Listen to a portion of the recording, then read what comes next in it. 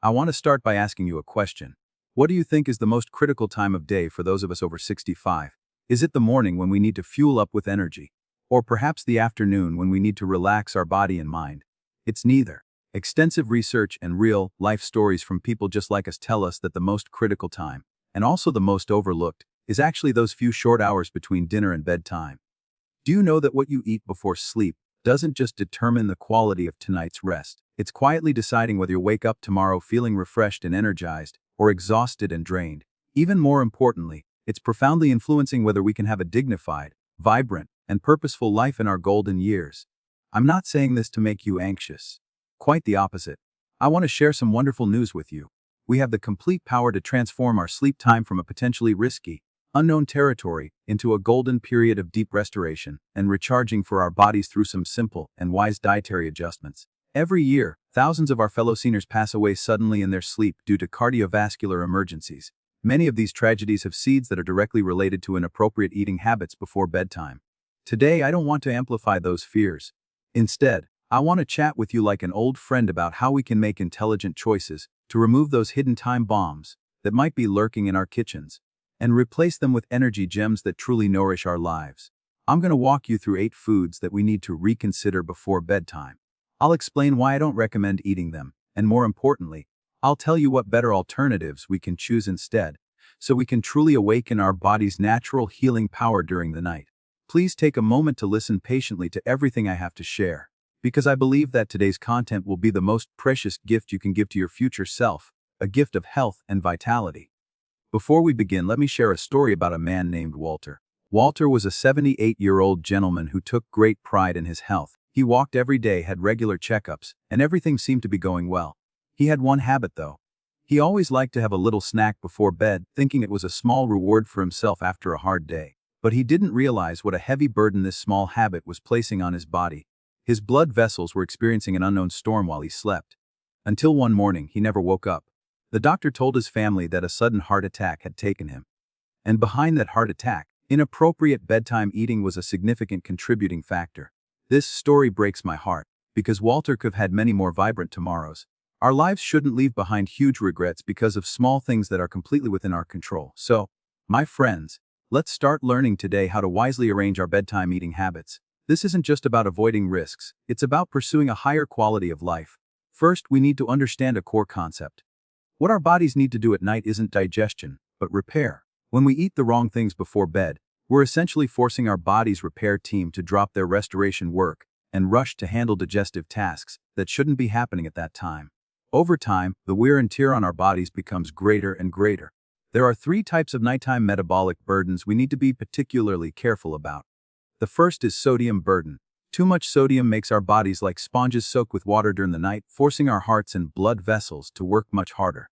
The second is sugar burden. Dramatically fluctuating blood sugar is like repeatedly throwing stones into a calm lake, giving our hearts and nervous systems no peace. The third is inflammatory burden. Certain foods ignite tiny flames inside our bodies.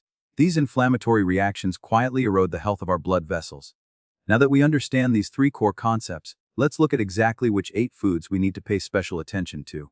The first food we need to reconsider is processed cheese and high-sodium dairy products. I know many friends like to have a slice of cheese before bed, thinking it provides calcium and is convenient. But friends, the key word here is processed. Those individually wrapped cheese slices or processed cheese products often contain massive amounts of sodium and phosphates to enhance taste and shelf life. When you eat this before bed, all that sodium makes your body start retaining water. Imagine this. During the night when we should be relaxing and resting, your heart has to work like an overloaded water pump, struggling much harder to circulate blood, and your blood pressure naturally starts creeping up. Experts at the American Heart Association have long reminded us that nighttime is the low valley period for blood pressure, when our cardiovascular system needs rest the most. Any behavior that disrupts this tranquility increases unnecessary risk. So what should we do? Does this mean we can't get calcium? Of course not. We can make wiser choices. If you really like having something before bed and want to supplement calcium, I have a much better suggestion. A small cup, about 100 milliliters, sweetened pure milk or almond milk. Why warm? Because warm drinks help our bodies relax. Milk contains tryptophan, a substance that helps our brains produce melatonin, allowing us to sleep more peacefully. Almond milk is rich in magnesium, which is a natural sedative that helps relax our muscles and nerves. You see, The same bedtime habit can either add burden to your heart or help your body enter a restorative state. This is what we call dietary wisdom. The second food we need to be wary of is all high salt packaged snacks. This includes very familiar items like potato chips, salty crackers, pretzels, and even some we consider healthy, like seaweed snacks. The biggest problem with these snacks is still sodium. They're like little salt bombs. They taste crispy and satisfying when you eat them, but they make your blood thicker and harder to flow in the following hours. The American College of Cardiology conducted a study on seniors and found that just eating high-sodium snacks before bed caused participants' nighttime blood pressure to rise by 10 to 15 points. Friends, these 10 to 15 points might not seem like much during the day, but in the quiet of deep night, when your heart is beating at its slowest and needs rest the most, this could be a dangerous signal. I know a 75-year-old lady named Deborah. She loved eating a few saltine crackers while watching the evening news. She thought saltines weren't sweet or greasy, so they had to be better than other snacks. Later, her family doctor had her do a 24-hour blood pressure monitor, and the results shocked everyone. Her blood pressure always showed an abnormal peak around 2 or 3 in the morning. The doctor carefully asked about her lifestyle habits and eventually focused on those seemingly innocent saltine crackers. The doctor told that many foods we think aren't salty are actually hidden salt reservoirs. So if we really want to eat something at night and satisfy that craving for something crunchy, what should we do? I have a fantastic alternative for you. A few slices of fresh cucumber or a few baby carrots. They contain virtually no sodium and are rich in water and dietary fiber. The fresh fragrance of cucumber and the mild sweetness of carrots can give you the same satisfaction. Most importantly, they won't place any additional salt burden on your body. While you're enjoying this refreshing snack, your cardiovascular system can rest and repair in a peaceful, stable environment as it should. The third food, and one we need to be most vigilant about, is high-sugar refined carbohydrates, especially sweets and sweet cereals. Friends, please make sure to tell everyone around you about this one. I know many senior friends, because of weakened digestive function or dental problems, especially like eating soft, sweet things at night, like a bowl of sweetened cereal, a small piece of cake, or a few cookies. We always feel that sweet things make us happy. But the price behind this brief happiness could be enormous. When you eat these high-sugar foods before bed, your blood sugar rides a roller coaster, rapidly shooting to the peak in a short time, then plummeting to the valley. This dramatic blood sugar fluctuation is a real storm for our senior bodies. First, it directly interferes with our sleep. You might suddenly wake up in the middle of the night feeling panicked and breaking into cold sweats. That's a hypoglycemic reaction. Second, and more dangerously, this dramatic blood sugar fluctuation greatly increases the burden on our hearts and easily triggers palpitations and arrhythmias. Sleep medicine specialists at the Mayo Clinic have discovered through extensive nighttime monitoring data that bedtime high-sugar eating is a very important but often overlooked independent risk factor for nighttime cardiovascular events in seniors. So what should we do? If you really feel hungry at night and need to supplement some energy, please choose slow-releasing energy foods. I'll give you a golden combination. 1 small banana with a small handful, about 5 to 6 of plain almonds. We call bananas sleeping pills wrapped in fruit skin. They're rich in potassium, magnesium, which help muscles relax. At the same time, the natural sugars they contain are slowly released and won't cause dramatic blood sugar fluctuations. Almonds are rich in healthy fats and protein, giving you lasting satiety while helping stabilize blood sugar. This combination not only gently satisfies your hunger, but also provides nutritional support for high-quality sleep. The fourth food we need to reconsider is a bowl of hot white rice porridge or mixed grain porridge. I know when I mention this, many friends might be very surprised or even object. Porridge nourishes the stomach. I've been drinking it my whole life. How could it be unhealthy? Friends, please listen patiently to my explanation. I'm absolutely not saying porridge itself is bad. The key is timing and content. For young people with strong digestive abilities, an evening bowl of porridge might not be a problem.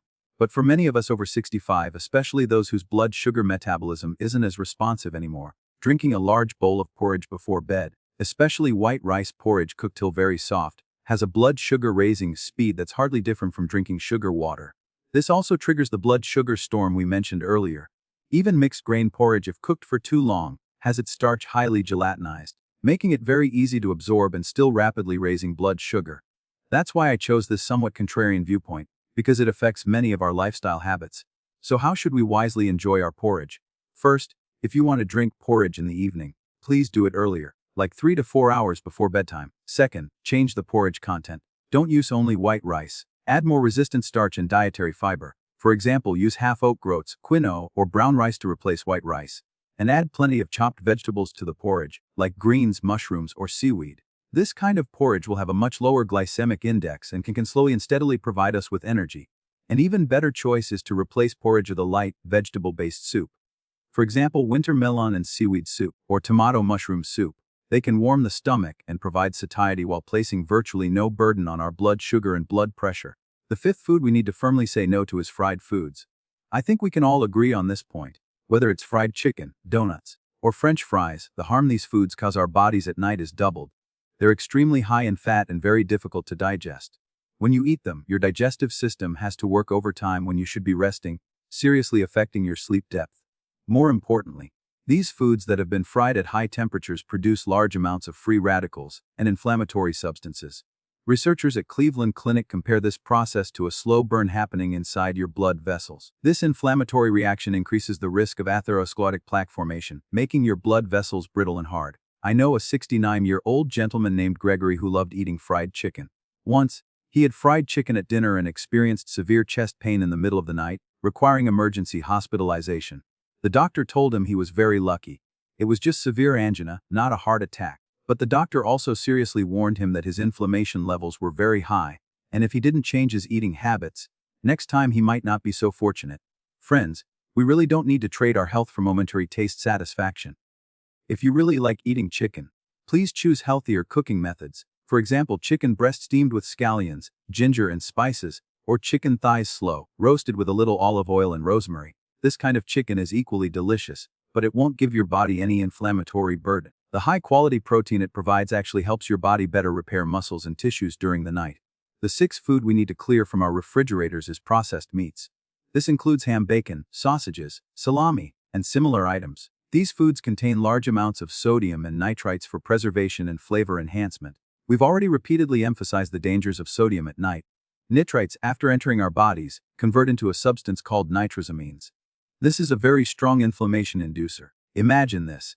While you're sleeping, these substances are causing trouble in your blood vessels, making your vessel walls less smooth and more prone to plaque and clot formation. Cardiologists at Johns Hopkins Medical School found in a long-term tracking study that seniors with habitual nighttime consumption of processed meats had nearly double the risk of nighttime cardiovascular events compared to others. This number is shocking. So if we want to eat some meat at night, what should we do? Choose fresh unprocessed meats. A small piece of steamed fish or a few pieces of blanched shrimp are excellent choices. Fish and shrimp are rich in high-quality omega-3 fatty acids, which are natural anti-inflammatory substances. They not only won't trouble your blood vessels, but actually act like street sweepers, helping clean up debris in your blood vessels and maintaining cardiovascular health. You see, the same act of eating meat can be either starting a fire or putting one out. The seventh food we need to gently say goodbye to is spicy, stimulating foods. Many friends, especially those from the South where spicy food is a way of life, can't eat without heat. But friends, as we age, our digestive systems need gentler treatment, especially at night. Spicy foods strongly stimulate our gastric mucosa, causing excessive gastric acid secretion. When you lie down after eating spicy food at night, this gastric acid easily refluxes into your esophagus, causing heartburn and chest pain. These symptoms are very easily mistaken for heart attacks at night, causing unnecessary panic. More importantly, this intense burning sensation sends an alarm signal to the heart through our vagus nerve, potentially causing rapid heart rate or even triggering arrhythmias. Gastroenterologists at Columbia University warn that for seniors with potential heart problems, nighttime cardiac events triggered by severe acid reflux are not uncommon. So friends, please save your love for spicy food for lunch. In the evening, let's choose gentler seasoning methods. Use some natural herbs like basil, thyme, or rosemary, or use the gentle natural flavors of ingredients themselves, like the umami of mushrooms or the sweet and sour taste of tomatoes, to add flavor to our food. This isn't just caring for our digestive system, but also protecting our hearts. The eighth and final food we need to approach wisely is caffeinated beverages and foods. This includes coffee, strong tea, and the dark chocolate we mentioned earlier. Many friends might say I've been drinking tea my whole life. Having a little at night doesn't affect my sleep. Friends, not affecting your ability to fall asleep doesn't mean it's not affecting your sleep quality and cardiovascular health. Caffeine is a central nervous system stimulant. Even if you don't feel excited, it's still quietly raising your heart rate, constricting your blood vessels, and elevating your blood pressure. Harvard University sleep research found that caffeine has a half-life of 5 to 7 hours in our bodies. This means the tea you drank at 3 or 4 in the afternoon still has nearly half its caffeine working in your bloodstream at 9 or 10 at night. This keeps your heart in a state of mild excitement throughout the first half of the night, unable to get true deep rest. I know a 70-year-old lady named Meredith who always felt heart palpitations at night. She quit all possible bad habits, but the problem persisted. Finally, her doctor suggested she try moving her habit of eating a small piece of dark chocolate after dinner to the afternoon. A miracle happened. Just 1 week later, her nighttime palpitation symptoms completely disappeared. She couldn't believe it herself. Such a small change could make such a big difference. So friends, if you have a habit of drinking tea or coffee, please try to schedule them in the morning. In the evening, if you want a hot drink, I strongly recommend brewing a cup of gentle chamomile tea. Chamomile tea contains no caffeine and has a substance called apigenin that helps calm our nerves and relax our body and mind. It's nature's sleep-ed tea. Alright friends, those are the 8 pieces of wisdom I wanted to share with you today about bedtime eating. From processed cheese to hike snacks, from sweet cereals to spicy foods, and finally the caffeine we just discussed. I hope after listening, you feel not fear and restriction, but control and hope. Because behind every no we've discussed is a better yes. We're not depriving ourselves of the right to enjoy delicious food. We're caring for our life vessel that has been sailing for 60 or 70 years in a wiser, more loving way. Every organ in our body has accompanied us for most of our lives. They also need rest and gentle treatment. So starting tonight, let's make a small change. It could be replacing that small piece of cheese with a cup of warm milk before bed. It could be substituting a few baby carrots for those salty crackers. Or it could be choosing a small banana instead of that little cake. Every small change is the most valuable investment you're making in your future health. Remember, having a vibrant senior life isn't an unreachable dream. It's hidden in every single day, in every tiny, wise choice we make. If you found today's content helpful for you or your family and friends, please don't hesitate to give this video a like. Every like supports us in creating more valuable content like this. Please also share in the comments below what small change you've decided to make starting tonight after hearing today's content. I'm very much looking forward to seeing your shares. Of course, please subscribe to our channel immediately and turn on the notification bell. This way, you won't miss any of our future episodes about how to have a healthy, vibrant, dignified senior life. Finally, and this is my most sincere request, please share this video with every person over 65 that you care about. This sharing isn't to frighten them, but to empower them, to remind them that we have the complete ability to create healthier, more peaceful nights and more vibrant tomorrows with our own hands. Thank you for your patient viewing. I'm your old friend. Let's use wisdom and love together to embrace the most beautiful golden years of our lives. See you in the next video.